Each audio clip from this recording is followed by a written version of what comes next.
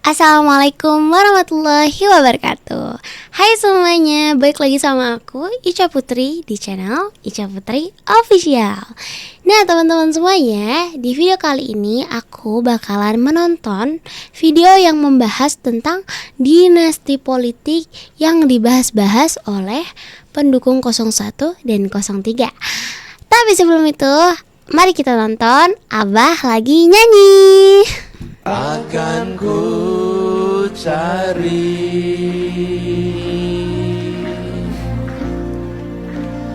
aku menangis.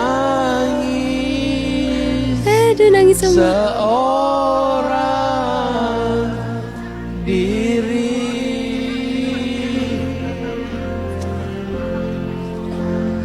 hatiku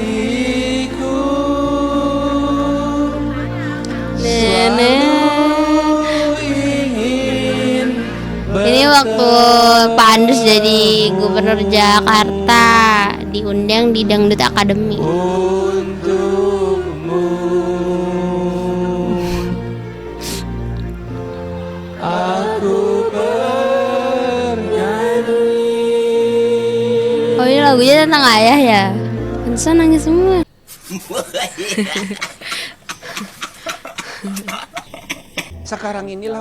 Sekarang ini orang semuanya hampir ya sangat marah kepada dua hal ini, gitu loh. Cuma ya gitu, Anda ini tidak beretika, tapi tangan yang tiga itu nggak terasa, gitu loh.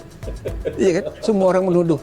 Lihat aja capres Anda tidak beretika, tapi dia nggak tiganya ke sini. Dia nggak menyadari itu. Oh, kalau orang Jawa bilang orang isoro mongso gitu loh. Menuduh orang lain tidak berakhlak, tidak beradab, tidak beretika. Dianya sendiri emangnya beretika, gitu loh. Yang kedua, tuh nunjuk politik dinasti, ini membangun dinasti politik gitu kan. Tapi tangannya tiga kan sini. Gini ya. Gitu kan? Misalnya partai mana sih yang tidak menerapkan politik dinasti? Semuanya. Budaya. Nah, ini adalah fenomen. Ada yang berusaha untuk membedakan. Loh, politik dinasti itu dipisahkan dong, partai dengan negara. Ini yang dimaksudkan ini negara. Loh, partai itu kan sarana kedaulatan rakyat, sarana demokrasi. Instrumen demokrasi itu namanya salah satu itu partai. Pilar demokrasi itu salah satunya partai politik. Maka ada yang namanya eksternal demokrasi, ada yang namanya internal demokrasi. Jadi kalau partai politik ya ingin difungsikan sebagai sarana, sebagai pilar demokrasi kebangsaan, demokrasi kenegaraan, demokrasi eksternal, ada syaratnya. Harus lebih dulu ada mekanisme demokrasi internal. Artinya di dalam tubuh partai itu harus demokrasi dulu. Gitu loh. Jadi kan jangan kayak kerajaan. Ini otokritik untuk partai-partai yang Semua partai yang jadi ketua umumnya digantikan oleh anaknya. Nah ini kan tidak ada demokrasi secara internal. Kalau ada 9 partai yang menentukan keputusan hanya 9 orang ketua umumnya. Loh, kalau begitu ya nggak ada demokrasi secara internal. Bagaimana berharap partai difungsikan untuk demokrasi kebangsaan, demokrasi kenegaraan, demokrasi eksternal. Jadi ini fenomen politik dinasti ini itu terjadinya bukan cuma di konteks bernegara, tapi berpartai juga. Nah, jadi jangan dipisah-pisah seolah-olah itu orang nggak mengerti. Lah, bukan begitu. Dia yang nggak ngerti itu. Dia membedakan antara demokrasi dinasti bernegara, sedangkan dia tidak menganggap demokrasi di internal partai sebagai problem dinasti juga, gitu loh. Nah, tapi kan kebanyakan orang ini yang dipersoalkan ini bukan di partai, tapi di negara. Maka tatkala Jokowi dipersepsi, dia yang merancang supaya anaknya jadi, ya kan? Apalagi ada anaknya jadi ketua partai, ada satu lagi mantunya jadi wali kota, gitu kan. Maka dibayangkan dia ini merancang sendiri, gitu. Maka orang jadi tambah marah. gara-gara persoalan dinasti yang terkait dengan Presiden Jokowi. Itu loh. Nah, yang kedua itu soal etika. Saya bilang tadi, tidak pernah ada orang begitu marah seperti sekarang. Semua orang ngomong etika. Tapi begini, 3 tangannya, dia nggak rasa gitu. Iya kan? Nah, jadi saya bilang sebenarnya, ini baik. Saya ini promotor dari udah 10 tahun lebih ini. Bahkan sudah saya jadikan buku dan terus saya promosikan. Pentingnya rule of ethics di samping rule of law. Pentingnya membangun dan menata sistem hukum di samping sistem hukum juga sistem etika berbangsa bernegara. Bahkan Undang-Undang Dasar itu di buku-buku saya ajarkan bukan hanya supreme source of law, tapi juga supreme source of ethics. Jadi bukan hanya hukum tertinggi, tapi juga etika tertinggi. Itulah Undang-Undang Dasar. Pancasila dan Undang-Undang Dasar itu adalah hukum tertinggi dan etika tertinggi. Dengan kata lain, ya, dapat kita katakan Pancasila dan Undang-Undang Dasar itu adalah sumber dari segala sumber norma tertinggi. Bukan hanya hukum, sumber dari segala sumber norma.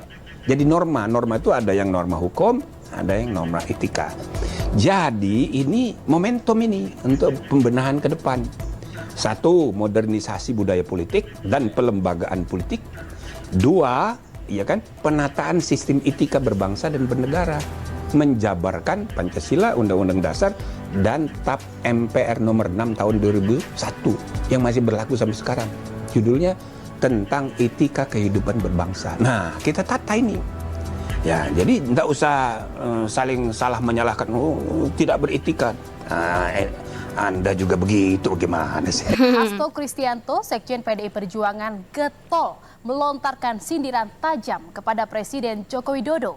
Hasto melepaskan pernyataan-pernyataan yang tak terduga yang menyudutkan sang presiden yang masih atau setidaknya pernah menjadi bagian dari PDI Perjuangan. Seakan menyimpan banyak rahasia di kotak misterinya, Hasto punya banyak umpan untuk terus saja menyenggol Joko Widodo. Tapi balik lagi Bang ya, kita ke Wayan Koster ya. Menurut saya Wayan Koster dan Ganjar Pranowo itu bisa jadi contoh yang kalau ngikutin keputusannya atau sikapnya Sekjen, ujung-ujungnya masuk jurang Bang. Iya. Ya kan, Ganjar kalah, angka cuma 16,5%. Iya. Wayan Koster sekarang juga stres. Kalau maju lagi takut kalah, kan sampai harus minta maaf. Menurut saya pernyataan Koster itu penting sekali loh. Iya. Pernyataan Wayan Koster itu kan seperti mengatakan ya saya salah ikut Sekjen gitu. Ibu Mega sudah meletakkan bagaimana berpolitik ini kokoh. Ini yang kemudian juga terjadi bahwa seluruh kader-kader PD Perjuangan itu bersikap kokoh atas dasar keyakinan, bukan berdiri atas dasar elektoral yang sering kali dipermainkan oleh berbagai tarik-menarik kepentingan. Pak Koster, Pak Ganjar, dan juga kader-kader PD Perjuangan yang lain telah menunjukkan sikapnya yang kokoh secara ideologis. Kami bertindak bukan atas dasar kalkulasi elektoral. Kami bertindak atas keyakinan ideologi yang didukung oleh perintah konstitusi, sejarah, dan juga melihat masa depan. Dan terakhir menurut saya ada blunder paling besar dari PDI Perjuangan Bang, yaitu dengan mengatakan bahwa ya Pak Jokowi dan Mas Gibran bukan PDI Perjuangan lagi. Menurut saya itu adalah pernyataan paling blunder paling besar ya. Karena kenapa begitu? Karena Pak Jokowi ini sampai dengan hari ini itu ya masih tokoh yang sangat populer di Indonesia. Ada survei dari indikator politik yang menunjukkan tingkat kepuasan kepada Pak Jokowi masih 77,5%. Masih sangat banyak sekali pengikutnya Pak Jokowi ini. Nah, yang kedua ya Mas Gibran ya. Mas Gibran ini kan orang muda, anak muda, mendatangkan pemilih muda. Artinya sebagai tokoh yang mewakili anak muda dan punya jabatan tinggi, tentunya kan menjadi magnet. Jadi ini istilah saya itu angsa bertelur emas, Bang. Nah, ini dilepas semua gitu oleh PDI Perjuangan. Iya, bener banget. Gara-gara Mas Gibran nyapres, aku sebagai anak muda jadi ikut nyoblos Mas Gibran. Bukan karena dia anaknya Pak Jokowi ya, teman-teman. Oke, mungkin aku sampai sini dulu. Terima kasih buat semuanya yang udah nonton. Aku pamit undur diri. Assalamualaikum warahmatullahi wabarakatuh. Bye-bye.